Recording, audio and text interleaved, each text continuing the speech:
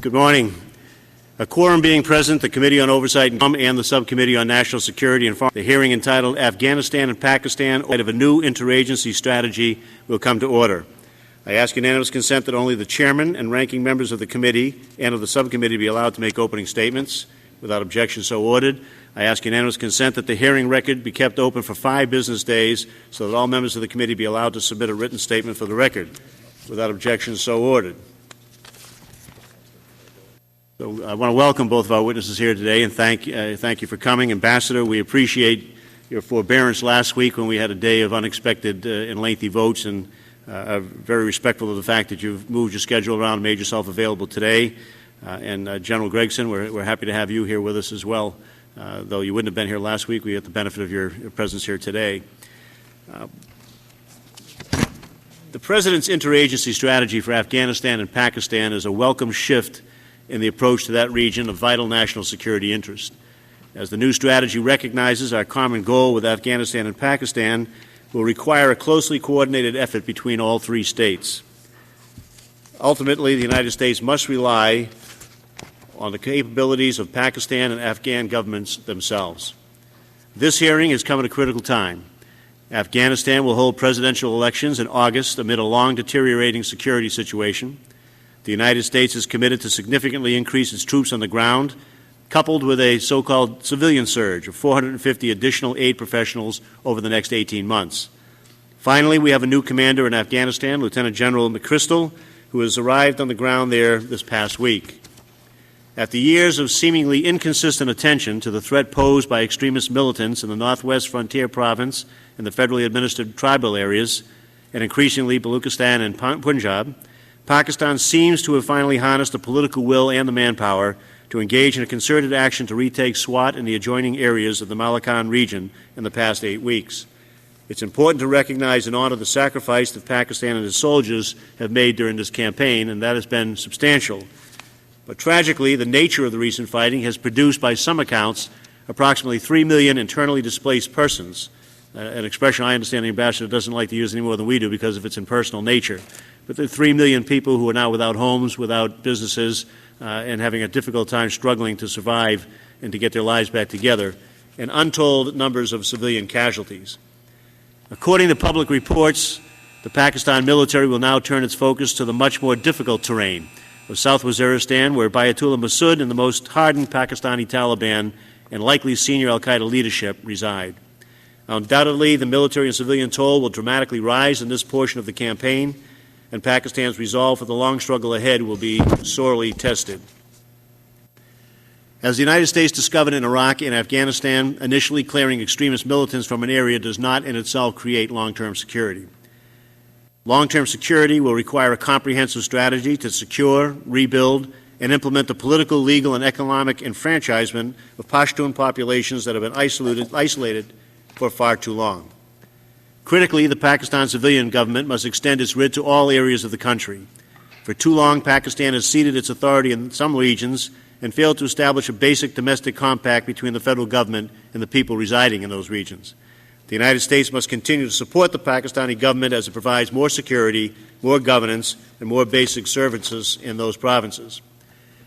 I have a concern that as a result of its history of failure to adapt its national security priorities to the evolving circumstances of militant extremism, Pakistan currently lacks the resources and strategic doctrine to engage in a concerted campaign to win the hearts and minds of its own people in the affected regions.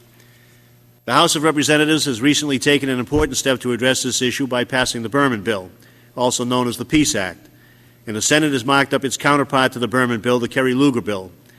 These bills propose to triple economic assistance to Pakistan in the next 5 years to $1.5 billion. We recognize that some controversy has been stirred over the question of conditions in the legislation. Some are concerned that conditions will offend the political sensitivities of Pakistanis. Last Thursday's subcommittee hearing, we had various witnesses, one of whom was an expert, Dr. Samina Ahmed of the International Crisis Group, who testified and put in her report that the Pakistani population, particularly those in the embattled regions, distrust the military's historic involvement with the Taliban and other extremists. There are notable examples of inexplicable conduct, such as failing to target wanted leaders of visible anti-government groups and failing to dismantle their known bases. We have learned of the release from confinement of such leaders, even those believed to be implicated in the Mumbai bombings. We are painfully aware of the military's proclivity for entering into truces with extremists and ceding territory to their control, only to have residents there suffer egregious regression. I support the conditions that are in the bill and wish that they were stronger and more pointed. They are applied only to the military and not to civilian assistance. In the Berman bill, I hope that my colleagues and people in the other chamber and the administration will support the carefully crafted and negotiated legislation. One of the principal aims of today's hearing is to address the serious accountability and transparency concerns that have plagued U.S. programs and operations in both Afghanistan and Pakistan for the past 7 years.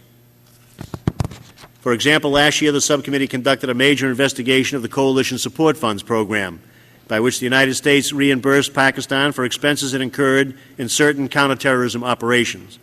This program has represented the bulk of U.S. aid to Pakistan's military in the past 7 years, amounting to over $6.7 billion to date.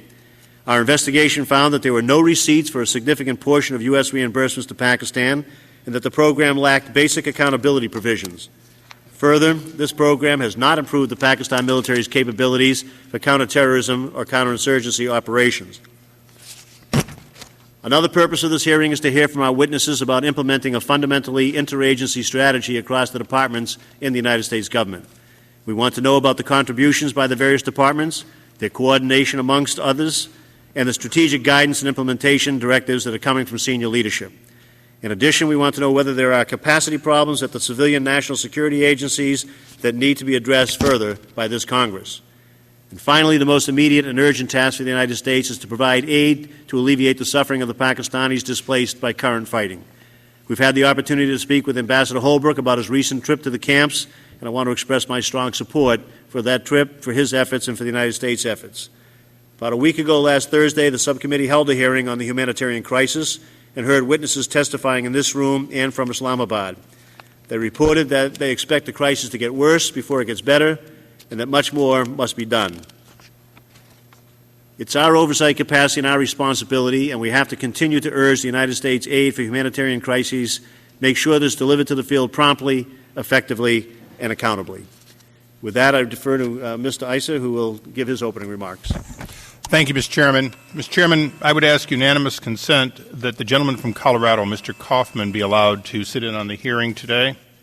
Without objection, so ordered. Additionally, Mr. Chairman, I'd ask unanimous consent that the article from the Carnegie Endowment for International Peace be entered into the record today. This was a witness we chose not to have so as to keep the hearing simple. Without objection, so ordered. Thank you. Ambassador General, I want to thank you for being here today. As the new administration begins to implement its vision of a better, safer world, and particularly as to the deteriorating situations in Afghanistan and Pakistan, I'm comforted to know, Ambassador, that you will be firsthand involved in this. Over the years in which you've been out of the administration, I have had an opportunity to meet with you around the dinner table and throughout the circuit here of good thinkers who had a lot of thoughts and were often asked if they had been asked, but seldom could they answer that they were. The tools the previous administration used undoubtedly will be the same tools you use. What will be different can only be the tone and the amount of each of those tools. Certainly, as your administration inherits an Afghanistan dependent upon poppy production at a level far greater than in any time in history, it is particularly difficult to wean a people off of a corrupting influence like the production of tools for heroin. Additionally, the situation in Pakistan has only deteriorated during the previous 4 years. This is, by definition, a huge problem for the new administration. So I want to say today that on a bipartisan basis, we look forward to working with you as you attempt to reverse what has been, in many ways, the 9/11 failure. Notwithstanding that, it's no surprise to you that I would say that Iraq is, to a great extent, behind us and will allow you the opportunity to work on this troubled region. This is the Committee on Government Oversight and Reform, not the Foreign Affairs Committee. And although I'm pleased, as is the ranking subcommittee member, to be a member of Foreign Affairs on leave of absence. I recognize that our job is not to discuss in detail your vision. Our job is to provide the oversight as to whether or not the plan has been properly thought out as to cost and effectiveness. Additionally, as the chairman indicated in his opening remarks, there have been serious concerns about waste, fraud, and abuse, both directly with our partners in Afghanistan and Pakistan, and in previous hearings of this committee with our NATO partners. Large amounts of cash have been taken to the region, and often with little or no oversight. I hark back onto a hearing in which we discovered that good allies, good NATO allies, were given tens of millions of dollars simply on one general's signature. Although there are allies, I rely on them to try to protect us. I recognize that we would not accept that one American general signed for $20 million and no further receipt. We certainly cannot expect less of our NATO partners than we expect of our own homegrown generals. General, that will be one of our questions today, undoubtedly, is can we bring a level of transparency and accountability both to our effort at nation buildings and to our cost and detailed work in the region? Without a doubt, that is the primary jurisdiction of this committee. I always remind my colleagues, but particularly myself, that we are a committee of broad jurisdiction, but we are not the Foreign Affairs Committee. And our efforts today will be in order to support you, but at the same time let you know in no uncertain terms that this committee is dedicated to make sure the American taxpayer dollars are spent wisely. With that, I thank the chairman for this important hearing and yield back. Thank you, and I yield 5 minutes to Mr. Flake is probably gone voting. We're having votes. I wanted to share that with my witnesses from time to time today. We're going to continue on through the hearing on that, but the absence of some members on occasion here is not any indication of their lack of interest, but rather their obligation to register their votes and also sometimes to be at other committees as well. But we're going to continue on. We'll now receive testimony from the panel that's before us today. I'd first like to say a few words about each of the witnesses. Ambassador Richard Holbrooke serves as President Obama's special representative to Afghanistan and Pakistan. Prior to that, he served as chairman of the Asia Society. From 1999 to 2001, Ambassador Holbrooke served as the United States ambassador to the United Nations. He has also held a number of other senior diplomatic posts, including special envoy to Cyprus and Kosovo and United States ambassador to Germany. Throughout his career, Ambassador Holbrooke has held a number of other distinguished positions in both the public and the private sectors. He holds a Bachelor of Arts from the Brown University. Welcome, Ambassador. General Wallace Chip Gregson served as Assistant Secretary of Defense for Asian and Pacific Security Affairs. Prior to assuming this post, General Gregson was owner and president of WCG and Associates International, a foreign policy and military affairs consulting organization. Prior to his retirement from the United States Marine Corps, General Gregson was Commanding General of the Marine Corps Forces Pacific and Marine Corps Forces Central Command. General Gregson holds a B.S. from the United States Naval Academy, as well as M.A. degrees from the Naval War College and Salve Regina College. Thank you for joining us here today, General. Thank you to both of you for making yourselves available and giving us your expertise. It's the policy of this committee to swear witnesses in before you testify. I ask you to please stand and raise your right hand. Do you solemnly swear to tell the truth, the whole truth, and nothing but the truth? Thank you. The record will please reflect that both of the witnesses answered in the affirmative. As you experienced witnesses well know, your full written statement by unanimous consent will be allowed on the record. We ask you to summarize your statement, and Ambassador, we'd like to begin with you. Feel free to take a reasonable amount of time. We're not going to shut you off for 5 minutes. Thank you, Mr. Chairman. It's a great honor to appear before this committee for the first time. I've never testified before this committee before, although I've been testifying before the Congress and the House since 1977, and I'm very mindful of what your colleague, Congressman Isha, just said, that your main goal is, and I quote, dedicated to making sure U.S. taxpayer dollars are being wisely spent. I take that very seriously, and I share that goal. And more importantly, it is a specific instruction that the Secretary of State and the President have issued to us. I would like to divide my opening comments into two parts. First, the strategic issues, and secondly, and very briefly, in addition to this lengthy opening statement I'd like to submit for the record, to comment on the points you've just made.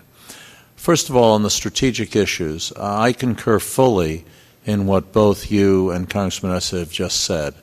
This is a strategic priority for the United States for reasons we all know. Pakistan contains within it, in its western areas, people who have attacked the United States and our European allies and India and the people of Pakistan repeatedly, and have said they wish to do so again. They are, there's no other word for it, our enemy. In Afghanistan, the Taliban continue to fight, and they form a support group for the Al-Qaeda and the others who threaten the United States directly. So at this point, separating Taliban and Al-Qaeda is not something one can do in terms of our policies.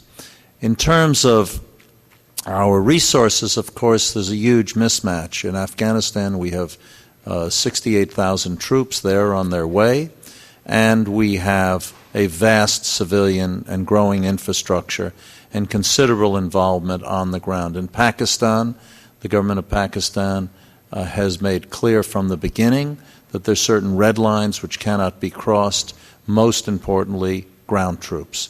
They do not wish any American military presence on the ground, and we fully respect that, so we can take that off the table. However, supporting Pakistan in every possible way is of the highest priority to the United States. For example, we have an integrated White House, Treasury, State Department team on its way to Pakistan now to talk to them about how we can help their economy more. They're facing some deadlines from IMF loans. They're facing a very tough set of problems, and we want to show assistance in every way.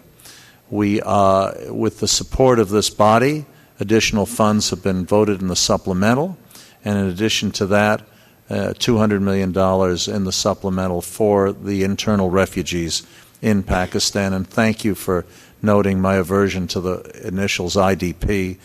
These are human beings. They were farmers. They were pharmacists. They were jewelers. They're living now in hot airless tents on the flatlands of Pakistan's west. They're from the highlands. They need to go home. And by the way, Mr. Chairman, having read the testimony of the three witnesses you had earlier, Ken Bacon, Sherry Raymond, and the person from International Crisis Group whose name I don't remember, I want to concur in virtually everything they said to you. So we have the highest possible priority in terms of our national security interests at stake. Having said that, we all recognize this is a very difficult set of problems. The administration, building on what we inherited, has made significant adjustments in our policy, which I can refer to in more detail later. If I had to give headline, I would say massive increase in our agriculture, continued focus on stopping the drug trade, but within that, Mr. Chairman, we are downgrading our efforts to eradicate crops with spraying, a policy we think was totally ineffectual. But we're going to increase efforts on interdiction and going after the drug lords. So we're not downgrading narcotics, we're downgrading crop eradication and upgrading agriculture. We have to improve the police, and we have to work on governance. I would draw your attention to one last point, and that is the elections. 55 days from today, there will be an election in Afghanistan which will have a direct bearing on the future of American and international policy in Afghanistan.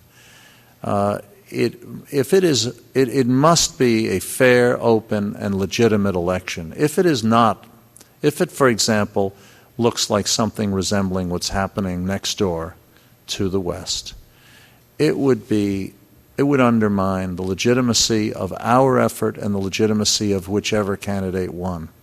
So to underscore the most important point we can make on Afghanistan, we are not supporting any candidate. We're not opposing any candidate, but we are actively supporting a fair, free, and open process.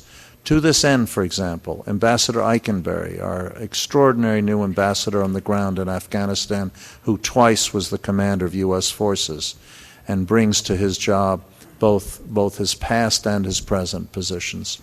To this end, Ambassador Eikenberry in the last few days, participated in press conferences with 3 leading members of the opposition, in which he made an opening statement saying how strongly we were committed to a fair process without endorsing the candidate he was attending the press conference of. He then made no further comments during the meeting. Each candidate presented their platforms. He's challenging every candidate to come up with platforms.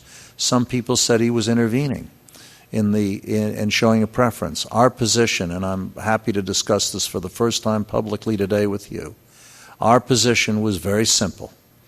We're not supporting a candidate, but because of the high investment that the international community has made in Afghanistan, we are supporting a process, and it must result in a legitimate outcome.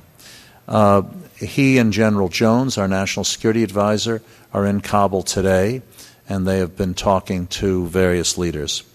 Finally, Mr. Chairman, on our organizational structure, as you yourself mentioned, the President and the Secretary of State directed me to create a special office in the State Department, which is a true interagency office, what Secretary of Defense Bob Gates, after visiting us 2 days ago, called a genuine whole-of-government effort. General Gregson is one of the people who feeds into our effort through a new meeting which we are holding. We held one yesterday. We'll hold one again tomorrow, in which all the agencies send their own representatives. But inside our office, we have representatives of the CIA, AID, the Joint Chiefs of Staff, the Department of Agriculture, the Treasury Department, the Department of Homeland Security, and the FBI, and the Office of the Secretary of Defense, a person who used to work with General Gregson. This remarkable interagency effort feeds directly into the National Security Council, and it is the documents I gave you, which I would prefer not be made public, outline the details of the result. With that, Mr. Chairman, I thank you for holding this very important hearing. I look forward to answering your questions. Thank you. And I want to just say that I believe everybody has read the written statement, which was even more extensive than your opening remarks, and we appreciate the time that went into that as well. General.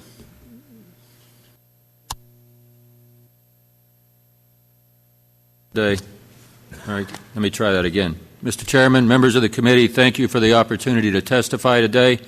I am here today on behalf of Undersecretary of Defense for Policy, Ms. Michelle Flournoy, who is currently on travel to Beijing and Tokyo. She expressed a regret that she could not be here, but the written testimony that she submitted prior to last week's scheduled hearing remains a statement of record. I've come prepared with a short opening statement as well. I would like to thank you, Mr. Chairman, and members of the committee for this opportunity to speak to you at this moment of opportunity. The issue today could not be more apt subject, the interagency efforts of the administration to design and implement a whole-of-government strategy for Afghanistan and Pakistan. This unprecedented task relies much on the insight and guidance of Congress. Our assistance to the people and governments of Afghanistan and Pakistan is at a crucial juncture, and our ability to operate smoothly as a cohesive and agile team will, with your help, play as large a role in determining the outcome of the fight as anything else. And with that, let me stop. I'll submit the rest for the record, and we can get on with your questions. You weren't kidding when you said it was a brief opening remark. Sure. Thank you. We'll go to the question period now on that, if I could. And Ambassador, I just want to start off by asking you, in reviewing your testimony, you made mention of the fact that you would support the expanding of the Special Inspector General for Afghanistan Reconstruction, we know it as SIGAR, the mandate and responsibilities. Would you also support the expansion of those responsibilities to monitor our aid programs in Pakistan? Yes, I would, Mr. Chairman. In fact, my next meeting after this hearing will be with Major General Fields, the head of SIGAR. We are very impressed with what the Congress established a year or two ago in creating SIGAR, but we noted two things. Its mandate is limited only to one of the two countries, and yet we all agree they're equally important. Secondly, we recognize, respect, and support its total independence from the executive branch. They will follow your guidance, not ours. But in Afghanistan, interest has been expressed by Afghans themselves to the possibility of SIGAR helping them in their anti-corruption drive. And they can speak for themselves, but they think they need approval from your body or the body overseeing bodies to do this. I will leave to you the discussion with General Fields as to whether his mandate needs to be expanded on the corruption issue in Afghanistan. But on Pakistan, there's no question. The legislation is restricted to Afghanistan. I'm speaking for myself. Even within the executive branch, there's some disagreement on this. But since you asked and I'm under oath, I'll tell you what I believe. Good. The answer to your question is an unambiguous yes. Well, I appreciate that, because some of us on this committee have been thinking along the same line, and we have a meeting set up with General Fields to talk about what the potential for that is, also whether or not he's going to need more personnel to do that and whether or not he needs more legislative capacity as well. Let me ask you another question. In the President's speech... May I just interject? Excuse me, Mr. Chairman. Sure. General Fields has said that if he's given the additional mandate, he'll need additional resources, but I leave that to you. Okay, well, that's good. That's good. In the President's speech, when he announced this whole new interagency strategy, I'm going to give a quote from it. He said, "We will set clear metrics to measure progress and hold ourselves accountable. We'll consistently assess our efforts to train Afghan security forces and our progress in combating insurgents. We will measure the growth of Afghanistan's economy and its illicit narcotics production, and we'll review whether or not we're using the right tools and tactics to make progress towards accomplishing our goals." It's been 3 months since he made that statement. Have you developed any metrics? And if so, how are we going to assess the United States' performance moving forward? The answer to your question is yes. Let me explain, first of all, that because of the enormous combination of responsibilities our small office has, the metrics issue has been handled by other divisions of state, the intelligence community, and the National Security Council. Metrics have been developed. There's been extensive consultation with the Congress on this, and we're working them out at all levels. Some will be classified, others will be public. Of course, you will have access to both the public and the classified. When do you think they'll be released, at least the public versions? I can't give you a date certain, Mr. Chairman, because the mandate on that the leadership on that rests directly with the National Security Council. Let me just ask, do we have a date on that yet? I do not have a date. Can I answer you in a written message this afternoon? That'd be fine. It's the reason I can't give you a specific date is simply that the tasker went elsewhere, and there was some initial. It's a very complicated issue, and let me just say one thing. Having been through several guerrilla wars, we must differentiate between input and output. We can tell you how much money we're spending, how much food we're giving under the World Food Program, our support for international institutions, but how do you measure results on the ground? If you were to ask me how we're doing a SWAT, I could tell you what the Pakistan Army has done, but I can't tell you how much damage has been done to the Taliban. And until you know that, you don't know if you're succeeding. And having started my career in Vietnam, I saw a confusion between input and output, most famously on the body count issue, which was a dangerous, misleading statistic, but there were many others. And I'm very pleased to see that General Petraeus is moving away from, there were some articles about this and we're moving away from it. So I want to be very careful that when we talk to you about benchmarks, we give you meaningful measurements of progress, not simply telling you how we're organized and how we spent the money. And that sorting out is what we're doing now. Well, that'll be appreciated. Thank you. Mr. Issa, you're recognized for 5 minutes. Thank you, Mr. Chairman. Ambassador, I know 100 or so days isn't very long, but the good news, as I said in my opening comments, is you never gave up your passion to look at all of these regions. So the previous administration had a bias toward using military assistance to do what had historically in some cases been State Department work.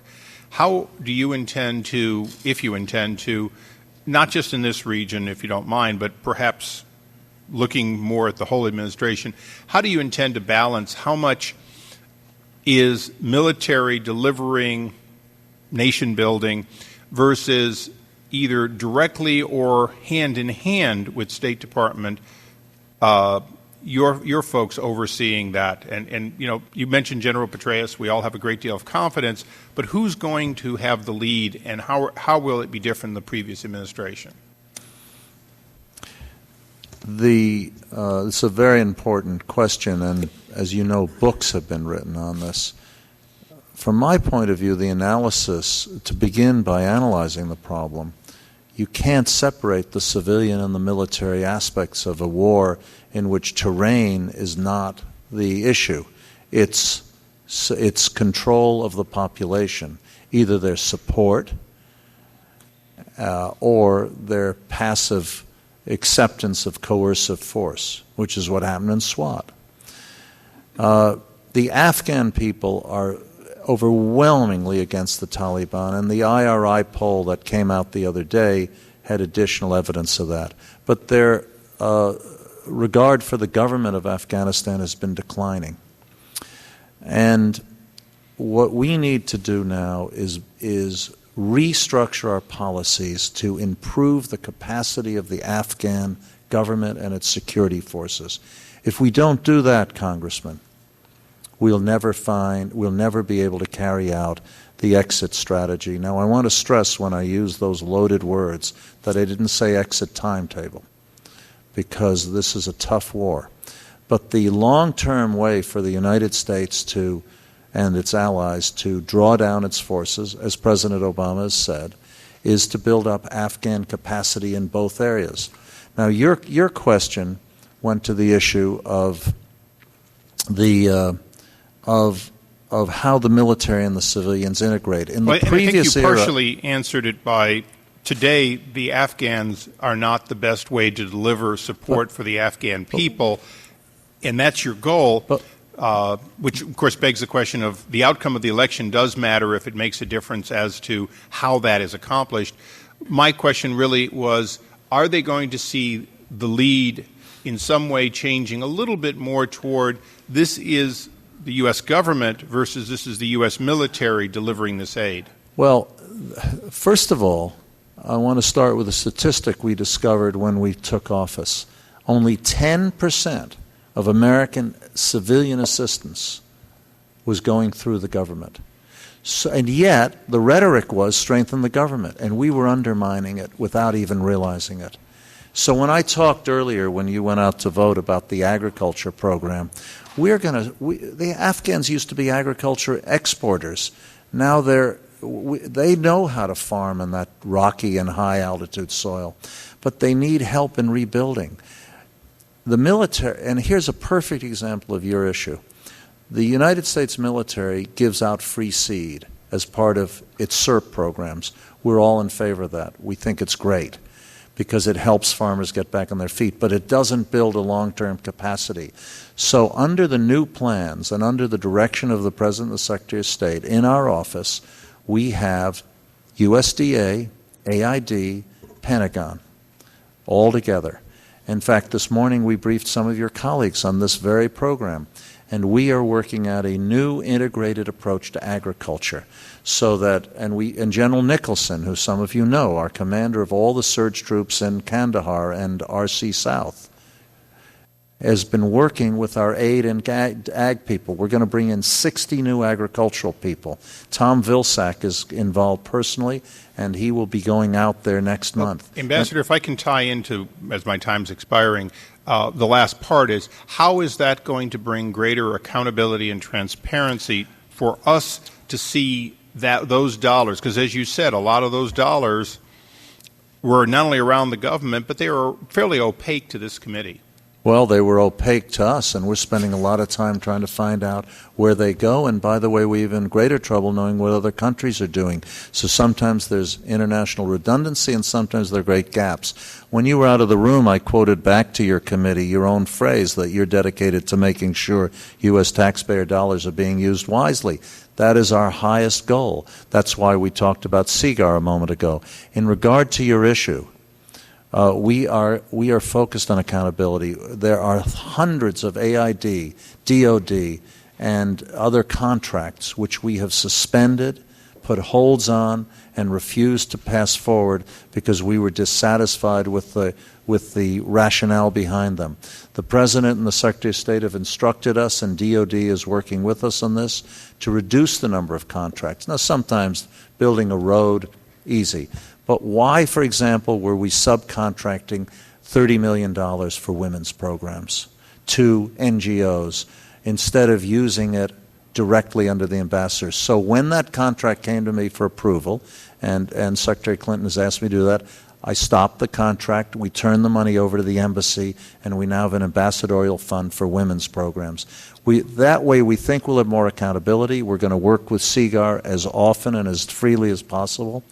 I could give you many other examples. This is a work in progress, but I cannot underscore how strongly we believe in your goal and how closely we're working with our colleagues in the Pentagon, AID, USDA, FBI, and elsewhere. Thank you. And in writing, to the extent that your staff can, I'd appreciate seeing some of the other examples. It's very helpful. Mr. Welch, you recognized for 5 minutes. Thank you, Ambassador, and thank you, General. You all have probably one of the hardest, if not the hardest, jobs in government. We really appreciate your service. I have, the fundamental question, which is a tough one, is what's the right strategy to deal with a very difficult problem? And obviously, the weight of our strategy is based on a military engagement in Afghanistan and support in Pakistan. And I think the Obama administration is rightly focused on trying to help with capacity building as well. But I have skepticism about the capacity of our the capacity to execute on that strategy. There are some critics who suggest that the better approach is essentially containment as opposed to transformation, nation building. And there are two examples that stick out in my mind that demonstrate how tough it is for our tremendous military and our tremendous diplomats. One is when we were with Mr. Tierney in Afghanistan, we talked to some folks from a Chamber of Commerce whose job was to try to encourage investment in Afghanistan. And their biggest problem was exemplified in an example of the fact that a trucker coming from the Iranian border into Kabul got stopped on average 27 times and shaken down by, quote, authorities. And if you wanted to get a driver's license in Kabul, you had to get 21 different people to sign off. And then secondly, one of our wonderful State Department people, Ambassador, that we met in Kabul, had a job outside of the embassy to monitor and implement a program of demining, obviously incredibly important to folks there. And I asked her how many times she'd been out in the 10 months that she'd been on assignment. And she'd only been off that base once because of the security concerns. So it raises just very serious questions in my mind about the fundamental tenet that, A, you can have the military take on this new mission that historically has never been what we've asked of our military, namely nation building and capacity building. And two, to have the civilian capacity building occur when the shooting is going on means the security needs for those folks is so great that they can't do their job. And many critics who prefer containment to this nation building would suggest that when you're going to do this capacity building with NGOs or State Department people, it has to be done either before or after the shooting, but not in the middle of it. So I'm sorry for such a long intro on this, but it really raises, it's the core of my apprehension about the strategy. And I'd ask each of you to comment on that. If we were going to do containment as opposed to this military engagement, what would we do? And what gives us confidence that we can achieve this goal that never in the history of the country has it been achieved by the military for building nations? Let's start with you, General. Thank you for the question. I think containment, just to set a premise and then I'll return to it later, containment would be exceedingly difficult. We've seen that the forces of globalization around the world make that virtually impossible to execute now with any effect. The The military role in the counterinsurgency, in a large respect, is protection of the population. And there are times when we have to do the protection ourselves, but we want to transition that as quickly as possible to a properly organized security sector, meaning, in this case, the Afghan National Army, the Afghan National Police, the Border Police, and other similar institutions. And with that, though, has to immediately or concurrently come development. We have to bring the instruments of good governance to places that haven't had good governance. We have to provide more government services to the villagers, to the farmers, than the Taliban provide, while we're simultaneously eliminating the Taliban. The nation-building thing has in the past sometimes devolved to the military while we're building civilian capacity to do that, but it's not an either-or. Both of these have to be done together. In the past, the phrase used to be, "We fight the nation's wars." That was wrong on a couple counts. The nation fights the nation's wars, not the military.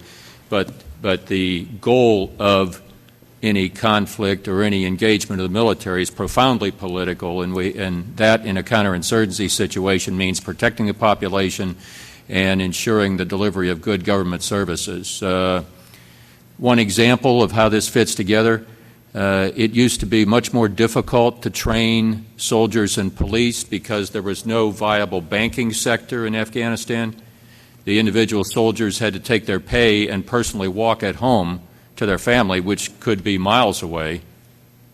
So you were losing your forces for 2 weeks. Thanks to a lot of great civilian efforts, we now have a much more viable banking sector, which in turn increases the effectiveness of the forces we're trying to train. Thank you, General. Thank you, Mr. Welch.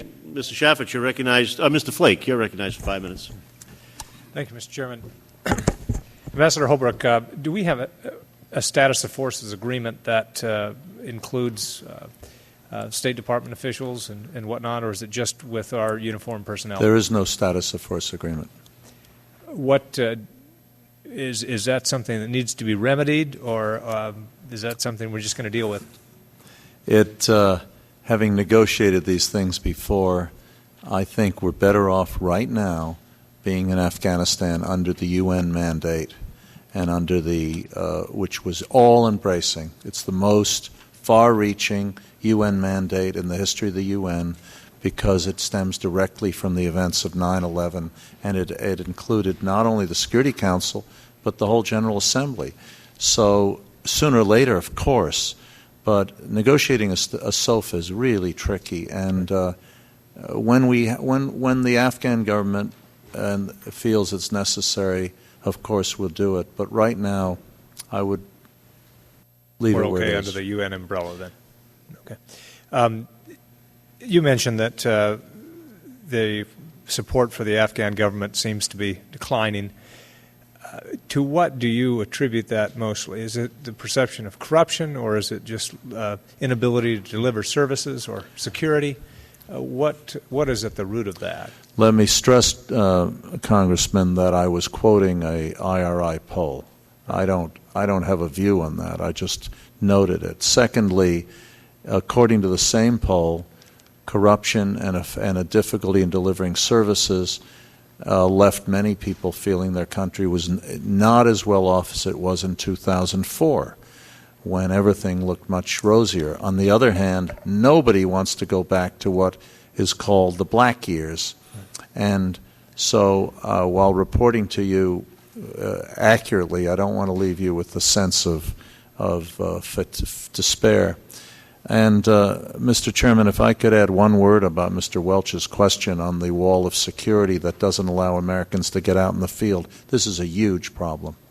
And I have met people in Kabul who never left the embassy compound for a year, except to get on the airplane and take their vacations. What are they doing there? And particularly somebody in the demining areas Congressman Welch referred to.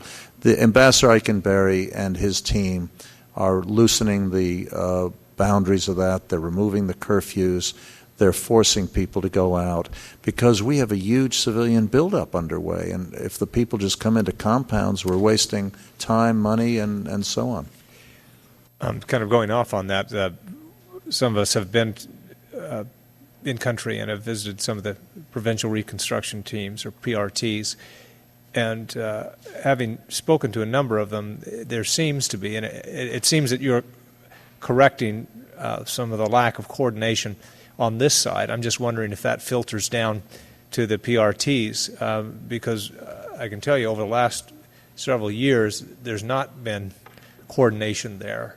One seems not to know what the other is doing. There's no sharing of best practices. You have nutrition programs here. You have something completely different going on in another place. What are we doing on the ground? I understand what's being done here to coordinate, but is that filtering all the way down? Congressman Flake, our efforts are only as good as they are at the province and district level. And I began my career as a province representative in the Mekong Delta. So we're living with the military and working with them. So I believe in that. We are turning the political advisors, the so-called POLADs, into active operational people. We're abolishing the POLAD system. By the way, we also abolished the Defense Attaché Office in the embassy, removing 18 military positions from the embassy, which frees them up for useful service.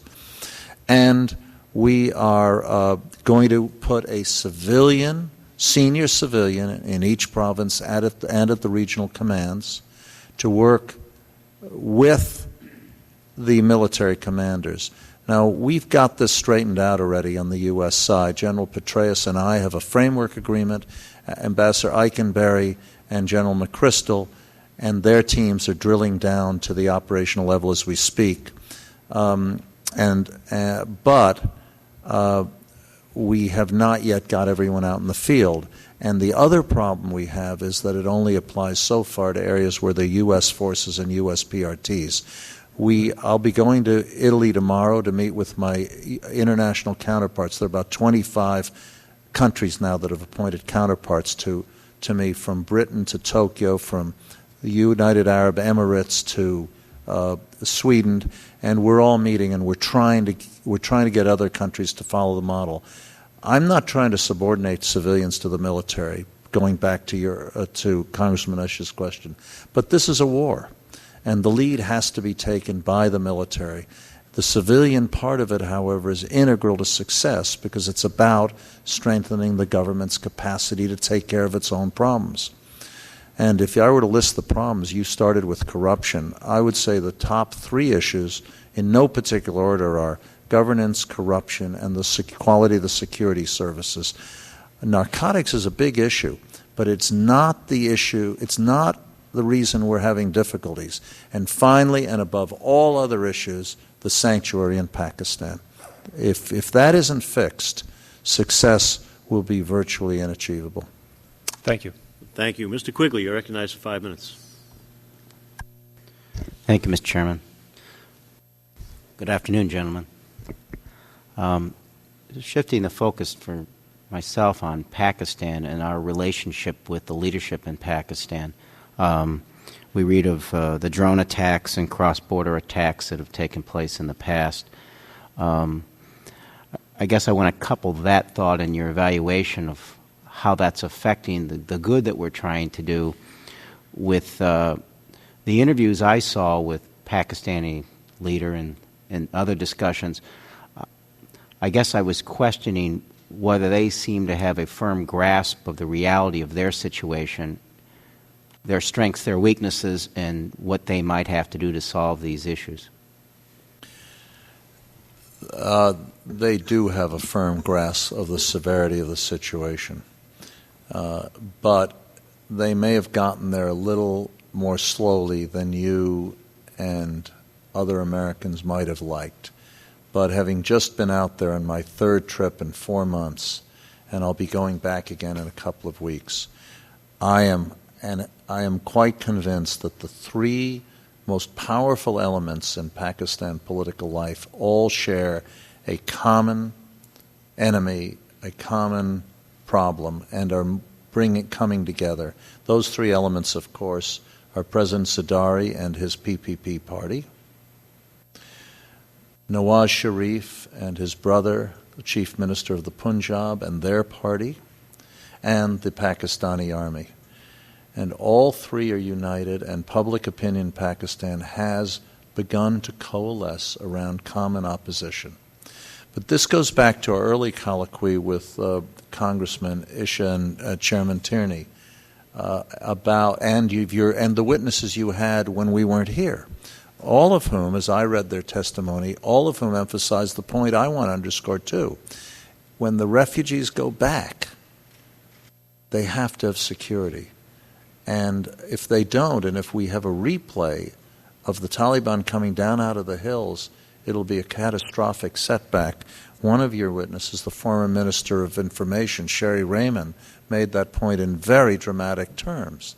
And I won't share all her rhetoric, but I certainly share her view. So my answer to your question is there is a common understanding, but is there enough resources?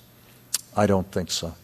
Well, I'm very, very pleased that your body passed the Howard Berman-led legislation that gave $1.5 billion of authorization and a year for the next 5 fiscal years, and supported the ROZ legislation put forward by Congressman Van Hollen.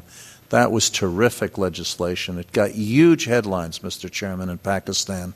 And if the Senate follows suit, that will be the kind of support we must, in my view, give Pakistan. Let me interject with that. And perhaps you can educate me on where their thoughts are now, Pakistan's desire to build their nuclear arsenal, which would seem to be misplaced in time. Congressman, with great respect, let me follow our standard policy and offer you and your colleagues a classified executive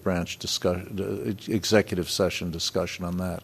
It would serve no national security interest whatsoever to discuss that issue in public, except to say that we understand your point of view and we are not ignoring it. I understand. I guess the closing, the first point I had made, if you could focus a little more on the reaction, the negative reaction perhaps to drone attacks or cross-border ventures, and how that is playing out now in Pakistan. You're very good at asking the most sensitive questions today, Congressman. That's what my wife says. On the if you wish to reserve that for another session, that's fine. If it would make our life easier if we discussed that also in closed session.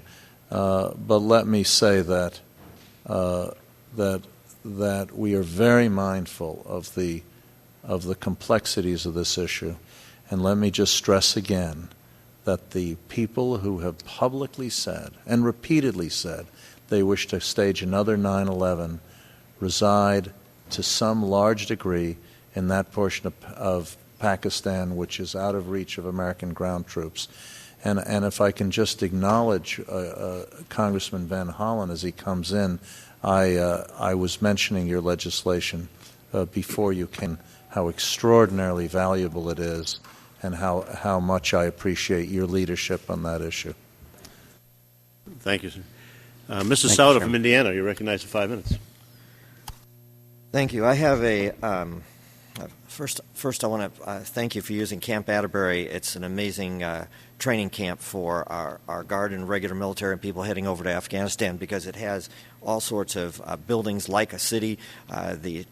Some of the soil actually is similar to the soil over in that region, and I appreciate that so many different branches of the government are now seeing that.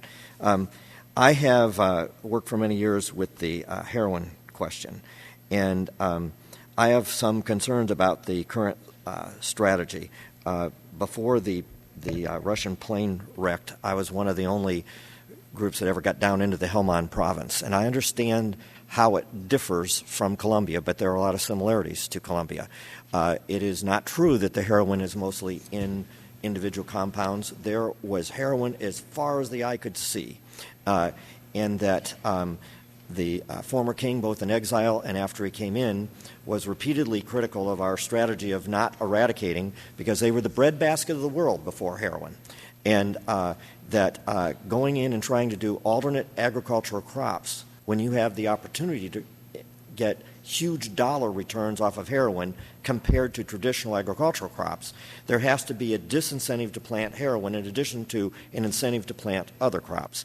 And that I'm wondering what the current status is of trying to employ both the stick and the carrot. It will not suffice to say plant corn when you can get incredible amounts more dollars than you can for corn. A second part of this is there seems to be a presumption here. Let me ask you a series of questions. Second question is, what is Al-Qaeda funding itself with if they aren't getting some kind of money from the heroin crops, either in the form of providing protection, kickbacks like FARC does in Colombia, or in many cases, from what I understand, direct control of the poppy? Third is that are we trying to send a message to other countries around the world that we think poverty is the reason for terrorism?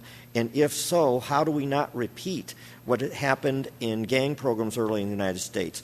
When the Bloods and the Crips first started up, we started job programs for the Bloods and the Crips. What we found was the number of kids who joined the gangs went up 4 times what it was, because the only way to get after-school programs and so on was to join the Bloods and Crips. And that how do we not send a message if it's all just kind of positive feeling stuff here, we're going to help you do agriculture? How do we not walk into this trap that other countries will start harboring? Other countries will see that the only way to get this amount of aid is to do this. And I just don't see how we already have tribal conflicts that pale. Iraq pales to the tribal conflicts in Afghanistan. That part of the reason we haven't been able to get most of the money to the government of Afghanistan is because we didn't feel many of those leaders were trusted. They were making all kinds of deals on their own, and you kind of banish it. And then Pakistan, which was forced together out of India, laying tribes over tribes, is a tribal mess. And if you don't control the narcotics, how do you propose to get this all sorted out? Narcotics are certainly a major, if not the only, source of funding for the Taliban and Al-Qaeda, and we are determined to eliminate or at least greatly decrease the amount of illegal activities on that in Afghanistan and other places. Eradication by itself hurts the farmers. The people who are making money off of the drug trade are not the subsistence farmers. They are the middlemen and the other people.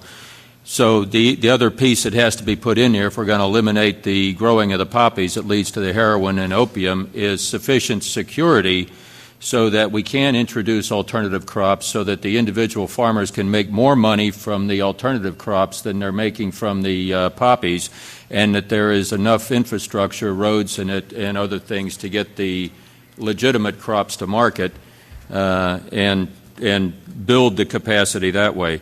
Your analogy about the Bloods and Crips is very interesting. This is all about the legitimate government providing proper and better and more efficient services to the population than other groups who will come in and fill the place of the legitimate government. In many ways, with the narcotics trade, we have the wrong people providing the services and coercing the people involved. And Ambassador, you wanted to talk some financing?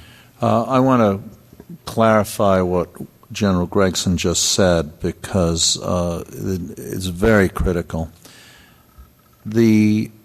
A lot has been written about the relationship between drugs and the enemy, and there's a lot of confusion about that, and the intelligence community is not in full agreement.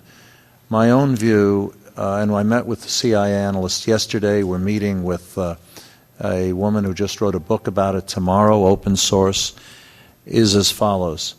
The drug traffic is the source of the local Taliban funding in Afghanistan to a considerable degree, but not exclusively. There's also massive extortion. So the people in Kandahar fuel the Taliban through the drugs. But as General Gregson said, spraying the crops just penalizes the farmer, and they grow crops somewhere else. And our hundreds and hundreds of millions of dollars we've spent on crop eradication has not had any damage to the Taliban. On the contrary, it's helped them recruit. In my experience in U.S. government foreign aid, and I began my career with AID in the 1960s. This is the least effective program ever. But Do you feel that way in Colombia? Sir? Do you believe that's true in Colombia, where we finally have cities who can? What would be the difference between Colombia and? I have no views on Colombia, Congressman. I've never served there or worked on the problem, but I want to go to the Al Qaeda and the Taliban in Pakistan, because there, according to our best sources, the primary source of money is money flowing in from supporters of jihad based in the international community of people who support them. Much of it seems to come from the Gulf, but not the governments involved. I have now made 3 trips to the Gulf. The Treasury Department, the intelligence community, the FBI, state, are all working on we've created a task force to address this issue. A lot of this has to be in closed session, but I have no hesitation saying in public that we are intensely concerned about this much greater flow of money. As far as the drug trade goes, the major beneficiaries are corrupt officials and people in on the take in the police system. So although there is some going to the Taliban, Al-Qaeda doesn't get its money from drugs. They get its money from the international support for jihad. And this has to be a worldwide effort. Thank you. Thank you, Mr. Souter. We're pleased to have joining us the chairman of the full committee, Mr. Ed Towns from New York, who is busy on the floor with other matters on that. Mr. Chairman, we want to thank you for convening this meeting, your leadership on this issue, and if you're prepared, we'd like to give you an opportunity to make a statement and ask whatever questions you might have of the witnesses. Right. Thank you very much. Let me ask that my entire statement be placed in the record. Without objection, so ordered. And let me also apologize for the votes that are going on. I know we scheduled it before and we had a vote problem, and today we sort of have a vote problem, but we're going to work through it. We're going to work through it some kind of way. Let me begin by saying we now plan to significantly ramp up in terms of the military and civilian aid programs for Afghanistan and Pakistan. We plan to do that. Yet aid in both countries have proven extraordinarily difficult to oversee. And we feel that it is ripe for waste, fraud, and abuse. What steps have you taken or will take to ensure greater transparency and accountability for the U.S. aid programs? Mr. Chairman, it's good to see you.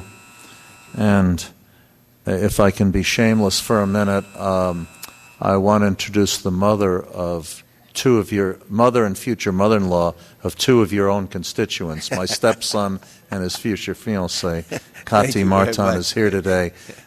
I know that's shameless, but I couldn't resist. In terms of greater accountability,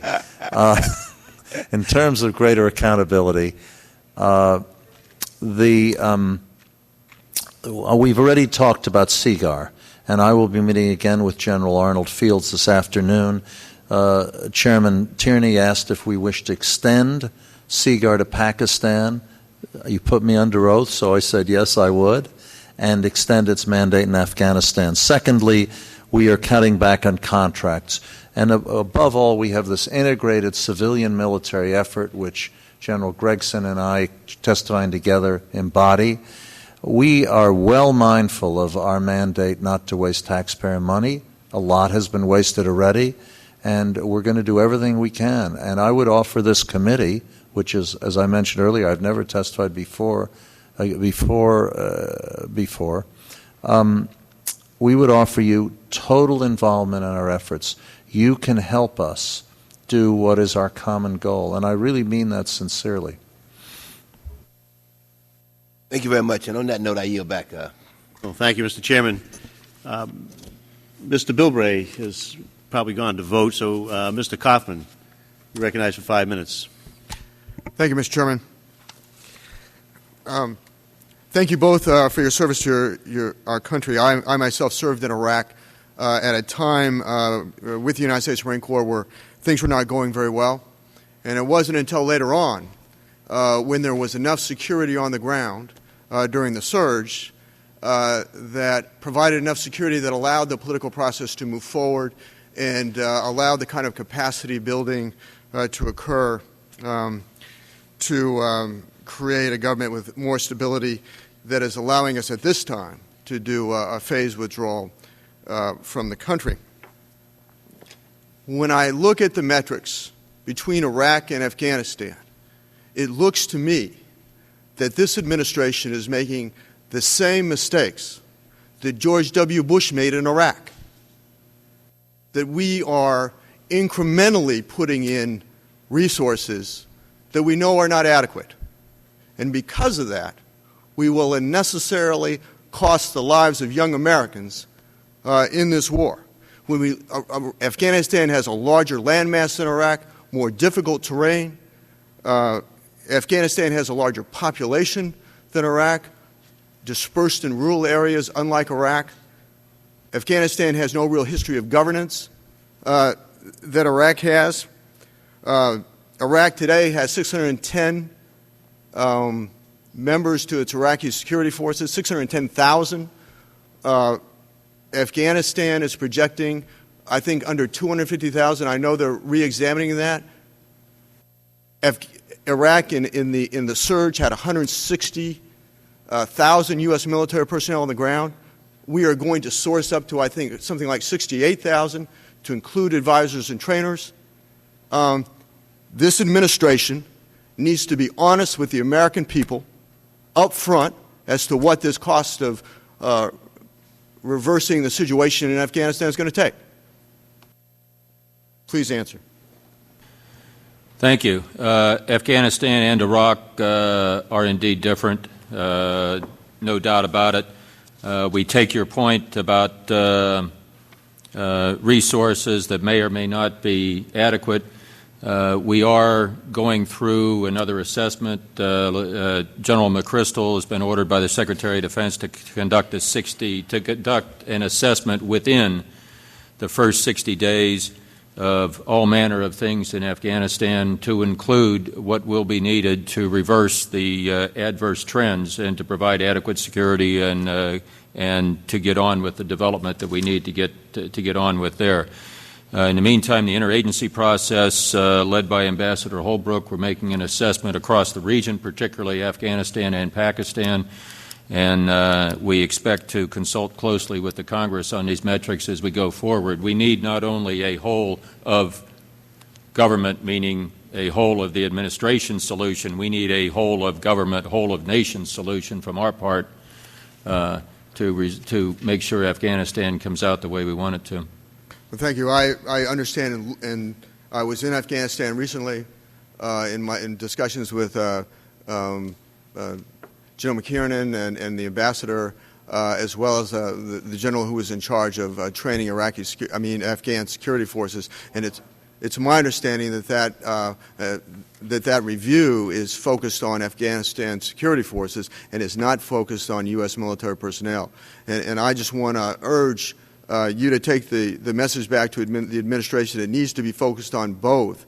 And the American people need to know what the true cost of this war is going to be. And we're not going to go back to the George W. Bush days before the surge, where we're just getting into the war and then figuring out, based on our losses, that, oh, we need more resources, and then we're going to, and we stop and pause and until we get it right. I think that's just unfair to the young men and women that are serving on the ground.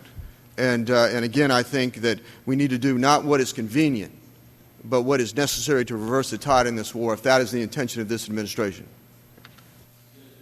Yes, it is the intention of the administration. We spoke earlier, or Ambassador Holbrooke spoke earlier, about making very sure that we are properly measuring outputs, not just the easier measure of purely inputs. We're going to remain focused on outcomes, which is the proper way to measure what we're doing, and I think fits with the intent of your comments, that we make sure that, number one, we're honest with the American people. Number two, we can explain what we intend to gain from the expenditure of resources, both lives and treasure here. Thank you, General. To the Marines and soldiers on the ground, those inputs are important for their day-to-day survival. Yes. And we certainly found that out in Iraq the hard way. Thank you, Mr. Kaufman, and thank you for joining us today. Thank you, Mr. Chairman. Witnesses, there are two votes for those members on the panel here. Both of them are procedural votes, and they're going to be back-to-back. One is winding down, and the other will immediately follow for that. Ms. Watson, you're recognized for 5 minutes. Thank you, Mr. Chairman, and I want to really thank you two gentlemen for being so patient while we play the games on the floor. These are procedural motions, and they delay our serious work. What we're discussing is serious, so if members run out, it's just because they have to go down and vote. I've got to defend my Crips and Bloods. You know, we started in South Central, and we sent them worldwide, but what they do. But so many of these youngsters have never been off of their own turf or to the Pacific Ocean. And the end result of the drug trade is really that is coming over the border. So I wanted to, our southern border, I just wanted to set that record straight. Ambassador Holbrooke, I'm so glad that you are back in the mix now. We need you, and my question goes to what we have observed in Iraq, and that is there was an attempt to build the largest embassy in the world, and at $1 trillion, and I thought, well, the largest embassy in the world should be in India and China. And so we stopped the funding on that. I understand only 9 people in the embassy spoke Arabic. So my concern is the communications, the understanding of the culture, the language, and so on, because I think that understanding who we are dealing with in Pakistan and Afghanistan would help us. It is not all a military war. It's a psychological war. So I'd like you to comment, both of you. In general, thank you. And so I'm really going to address this to the ambassador because I was there myself. And you really have to understand the people. I love your question because, you know, I was a career Foreign Service officer and I was sent to Vietnam and I studied Vietnamese for a year. Please don't ask me to prove it today, but I studied it. Of course we have to speak the languages. Mm-hmm. And I can't speak to the Iraq story, but I can speak very directly to our current efforts, and the easiest way to do that is to introduce my staff assistant who's traveling with me to the Hill, Kim McClure. Kim, could you stand a minute? Kim is a Dari speaker. She was in Ghazni province. She doesn't know it yet. We're getting smarter. She doesn't know it yet, but she's going to end up there again. Maybe not in Ghazni. We have a lot of people like Kim in the Foreign Service now, who once President Obama articulated the priority of Afghanistan, once Hillary Clinton made the personal appeals, we found something quite interesting. 800 people signed up to be considered for this surge. I just gave the chairman an unclassified timeline on the surge. The Pentagon, at Bob Gates's initiative, Secretary Gates's initiative, has given us an additional list of about 300 people. I brought with me today Joanne Arts, who's in charge of that. How many people are in the list that the Secretary of Defense sent us? About 305. 305 additional names from the Pentagon.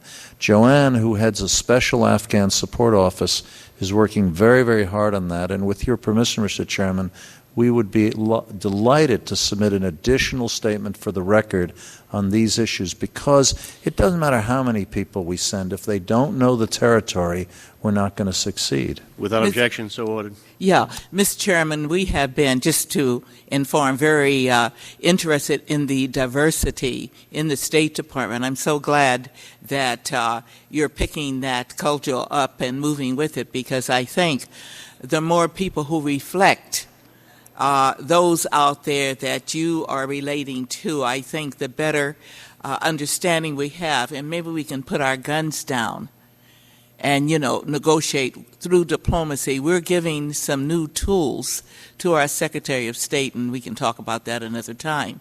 But I don't think we win, and the questions have been, you know, who are we fighting and what are we trying to win? And I think we're going to have to do it through negotiations, through diplomacy, and not at the end of a gun. General, would you like to respond? I would concur completely with that statement. The military has a role here, but the most important role is that of the guardian. It's not how many enemy we attack, it's how well and how much of the population we can protect. And that's the operating philosophy, the operating guidance, and the strong guidance from both the previous general in command there, General McKiernan, and certainly re-endorsed and re-strengthened by General McChrystal, who's now in charge. I might add two additional points on your on the thrust of your comments. In addition to the people that Ambassador Holbrooke spoke about, we've collected over 1,000 resumes of Department of Defense civilians and retired military who are volunteering to help to fill any civilian capacity positions. We don't know how many we will need yet, but there is a strong well of patriotism within the country and certainly within the government to volunteer to serve in Afghanistan and Pakistan. The second point I might make, particularly on the language capability and where Congress may be able to provide some help to us, we are a nation of immigrants. We have a tremendous latent language capability out there. And you often find people that are serving in government or other places, you have no idea they speak a language of value to us. If there has to be a way to tap into that reservoir out there where we can get people who do bring native language speaking capability in these many areas that are of certainly very high importance to us now. There's one very good example of that, Mr. Chairman, which we have now implemented in the refugee camps in Pakistan. A member of our team, Shamila Chowdhury from Ohio, family from the Punjab in Pakistan, has been mobilizing women doctors of Pakistani American background. The first 6 are in the refugee camps now. It's obvious why you need women doctors in that culture. Another 25 or 30 have signed up. They would have gone except for the bombing of the Pearl Hotel. This may seem like a small thing sitting in this room today, but you get some women doctors into those camps, you're making a real difference. And Secretary Clinton is particularly focused, as you and I have talked about, on this question of the Pakistan-American diaspora, as is Congressman Van Hollen. Well, as you know, last week ago, Tuesday's hearing, both Sherry Raymond, who's a member of Parliament over there, and Dr. Ahmed were indicating that very thing about getting female doctors over in that region, particularly with all the disruption that's gone on. And I think I share with you about 12,000 names we're about to share of Pakistani heritage doctors in the United States. So we have a large reservoir of people, and the administration seems intent on trying to utilize those people to the best they can. Do we have that list yet? Because that would be very valuable. I know that we shared people in your staff and ours, and going to work that out. Mr. Shafford, you've been very patient. Thank you. You're recognized for 5 minutes. Oh, no, thank you. And thanks, Ambassador, and thank you, General, for being here. And thanks for your dedication to our country and your commitment to public service and the untold number of hours and heartache that you go through, and we appreciate that. I would like to talk about the nation-building aspect of what's happening. But before I get to that, Ambassador, I need to ask you just a brief set of questions about your involvement with the countrywide loans that were given out, this so-called Friends of Angelo program. Now, my understanding is that you were a private citizen when you participated in that, and personally, I don't see a challenge when you're involved as a private citizen engaged in those types of things. But would you agree with me that there's a difference between doing that as a private citizen and if you were engaged in government service?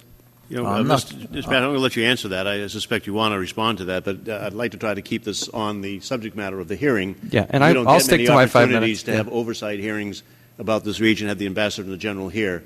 This shouldn't take long. I'm not going to rule it out of order if the ambassador wants to answer, but otherwise I will. I'll do whatever you want, Mr. Chairman. I'll be happy to talk soon privately have you respond about off the record on that, and we can keep this hearing focused on matters pertaining to this region and it's the just oversight aspect. Get through it very quickly.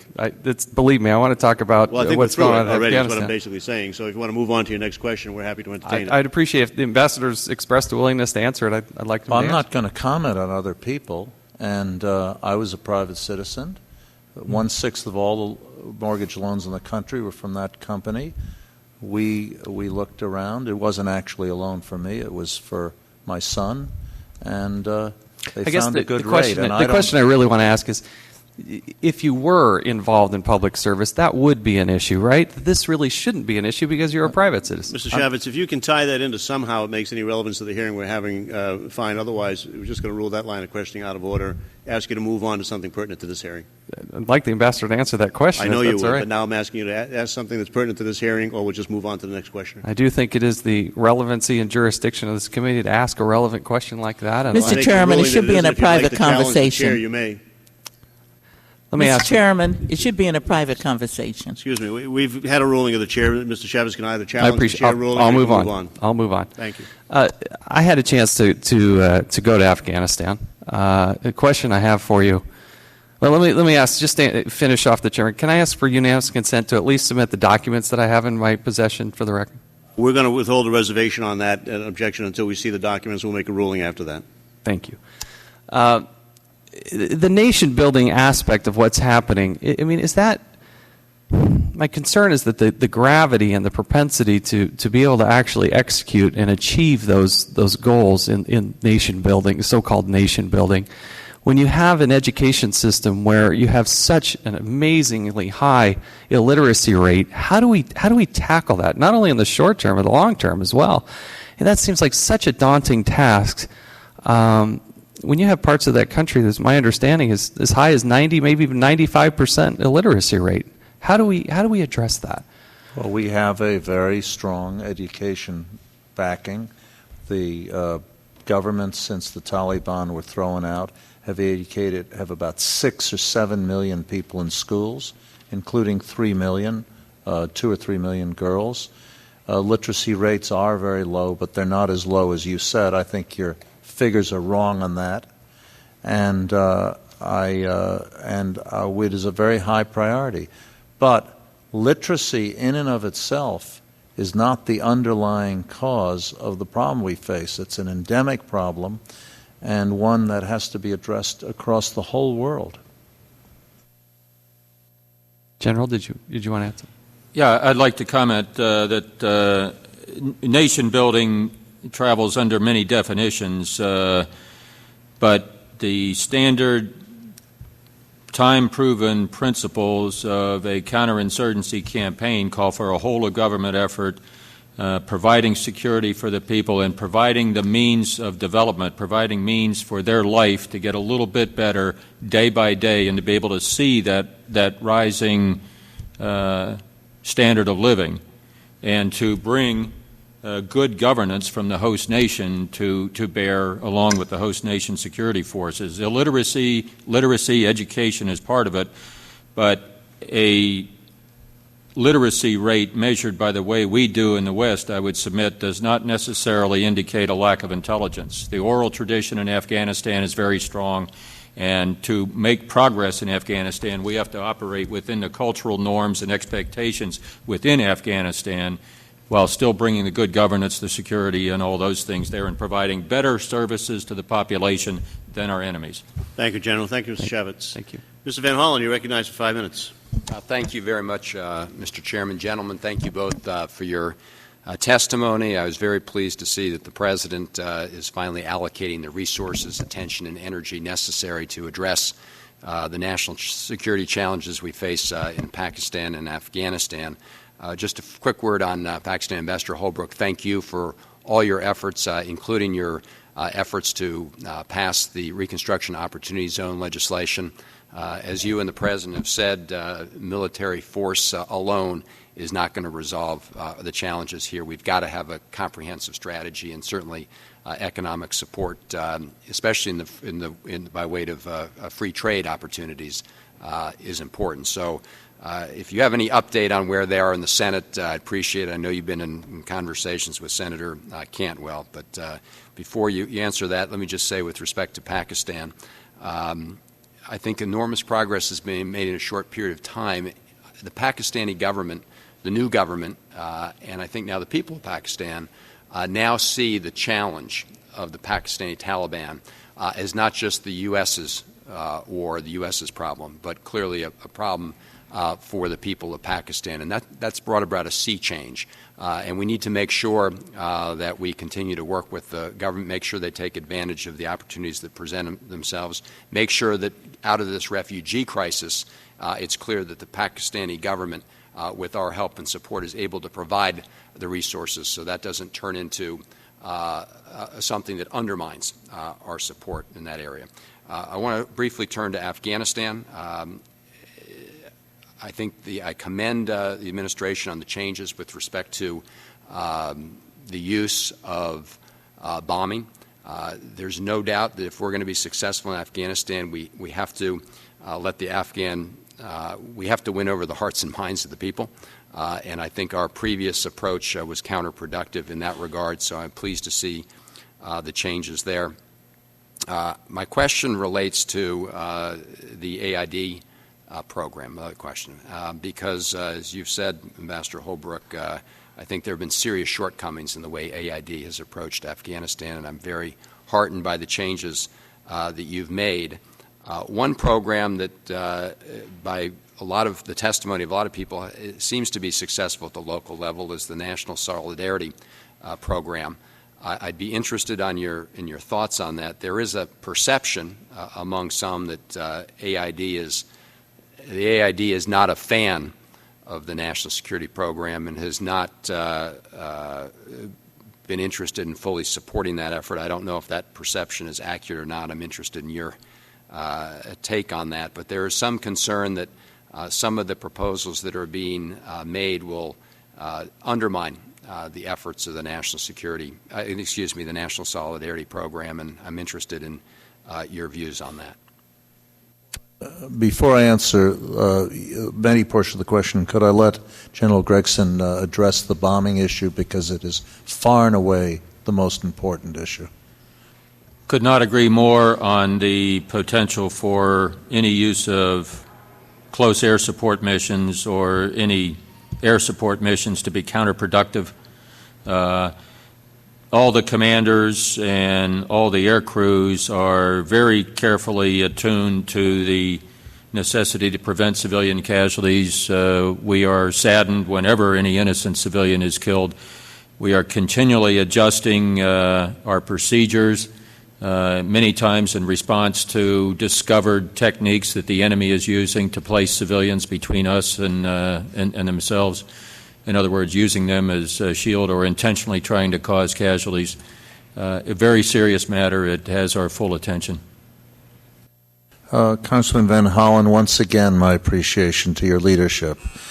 On the Senate ROZ side, I met this morning with 3 members of the Senate, 2 Republicans and Senator Cantwell, 2 of the Republican leadership.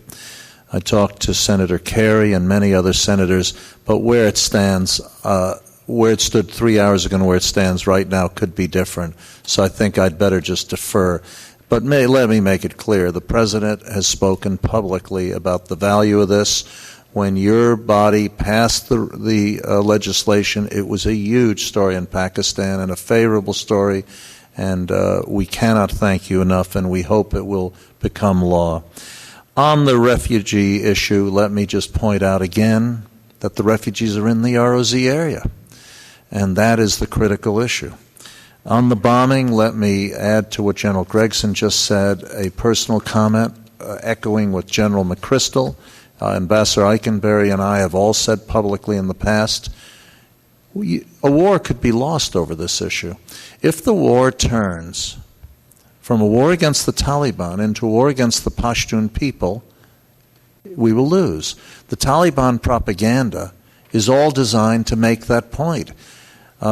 We were successful in the 80s in turning the Soviet invasion into along those lines. We can't let that happen to us. That's why we're putting so much attention on what is called strategic communications, a phrase I'm not comfortable with because it doesn't quite convey what we're talking about. We're talking about counter-propaganda, and the Taliban have been winning the propaganda struggle. Finally, on the National Solidarity Program, I consider it the best program in the country. 22,000 villages have been covered by it, 7,000 have not. AID may or may not have been supported in the past, but I can assure you, Mr. Chairman, they are 100% supportive now, or they're not going to be working on our integrated issues. There's 7,000 uncovered villages. I've talked to Bob Zellick, the president of the World Bank, about increasing their support. Some of your colleagues have expressed support for it, and we want to do everything we can to get this program going because it's one of the few programs that gets all the way down to the bottom levels. Thank you, Mr. Van Hollen. Just, if I might, just interject something here, Mr. Ambassador. You talked about strategic communications as a critical component, whether that's the right term for it or not. You say you're going to need additional personnel and structures in Kabul and the Afghan provinces, in Islamabad, Peshawar. Be necessary to implement the new program, and you're working with the embassies in Kabul and Islamabad to address the needs. That's all in your written statement. What additional resources do you anticipate that you will require? Need for so-called STRATCOM are in the supplemental. The ISAF and CENTCOM have put vast additional resources into this issue, and very importantly have brought a new two-star admiral, Admiral Smith, who was in charge of this issue in Iraq, out there as part of the headquarters team for General McChrystal. We have a team in my office working on the civ-mil integration. We are still lacking a civilian counterpart to Admiral Smith on the ground in Kabul. That's a very hard position to fill. So on the resource front, I think we've got enough. And we talked earlier about counter-narcotics. Some of that $45 million we're taking away from crop eradication will be used for public information. And when you counter the narcotics issue, you are also countering the Taliban propaganda. So I don't feel there's a huge resource issue. What there is an intellectual problem about the nature of the enemy. Their propaganda is all negative. We're terrorists. We defile their soil. They're the government's corrupt. You know the litany. And so we need a really sophisticated set of public information programs, and they cannot be in an American accent. They must be local people speaking to their tribal colleagues. Thank you. Thank you, Mr. President. Ms. Norton, you're recognized for 5 minutes. Thank you, Mr. Chairman. It's an important hearing you called, and I very much appreciate it. Ambassador Holbrooke, we have been hearing horrific reports about internally displaced persons in Pakistan. Initially, it appears that the Pakistani army was reluctant, understandably, to engage in conflict with their own population on the ground, with the difficulty of doing so, particularly when the Taliban is involved and exercising the kind of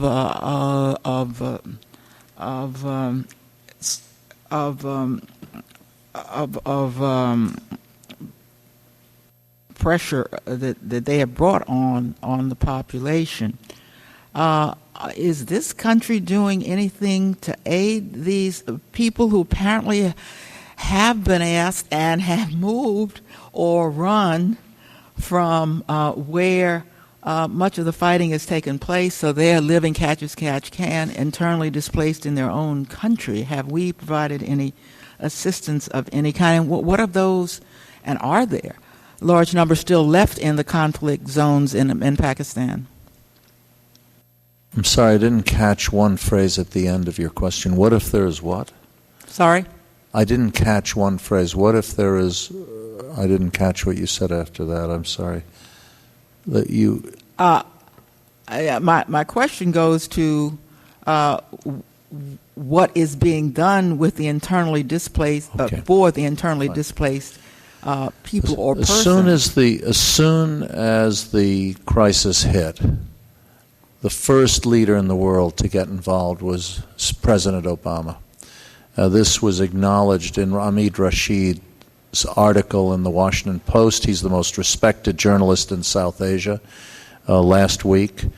President Obama personally got involved, and in effect with aid in what way? He effectively became the chief refugee officer of the United States, and we mobilized Secretary Clinton announced $110 million of aid immediately. That's already been dispersed. We then wrote a letter to the leadership asking for $200 million to be added to the supplemental at the last minute for this issue. That was done. We found other money, and our total right now is $380 million. Now, that is sent out by the President to visit the camps, as the Chairman mentioned. The rest of the world has not responded in kind. Normally, we give about a quarter to a third of international assistance in humanitarian crises. In this case, we're well over 50%, about 55%. That's not right. So the President sent me to the Gulf to talk to the Gulf states, and I went to 4 of them. He himself went to Saudi Arabia. We are asking for more. What about the Islamic relief organizations that we understand have been playing an important role? That is not the case? I don't want to get into castigating other groups, but we honestly believe that other countries, including the ones you are referring to, have not done enough. And we are talking to them continually about this. Some, like the United Arab Emirates, just gave $30 million. Oman gave $12 million. But we think more can be done. After all, these are countries which are neighbors of Pakistan with huge connections.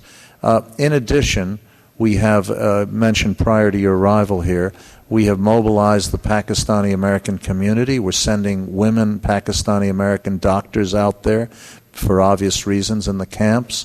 There's been we have this SWAT. If you take your cell phone and you text SWAT, SWAT, and then you send it to the number 20222, you will automatically contribute $5 to the UNHCR.